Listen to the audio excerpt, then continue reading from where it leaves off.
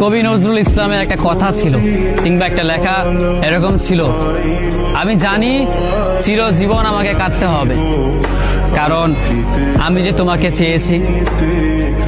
আসলেই আমি যে তাকে চেয়েছি এই জন্য আমাকে সারা জীবন কাটতে হবে, কারণ আমি তাকে কোনোদিন পাবো না, আর পাইনি বলেই আমার কান্না করতে হয়।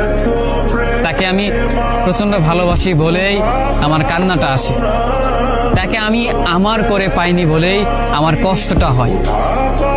কবি নজরুল ইসলামের লেখাটা খুব দারুণ ছিল। আসলেই তাকে পাইনি বলে আমাকে সারা জীবন কান্না করতে হবে। যদি সে আমার এই ভালোবাসাটা বুঝতো, আমার এই অসীম ভালোবাসাটা বুঝে আমাকে একটু বলতো যে আমি অন্যদের মতো কখনোই তোমাকে ছেড়ে যাব না, তাহলে বিশ্বাস করুন পৃথিবীতে হয়তো আমার চাইতে সুখী মানুষ আর কেউ হতে পারতো না।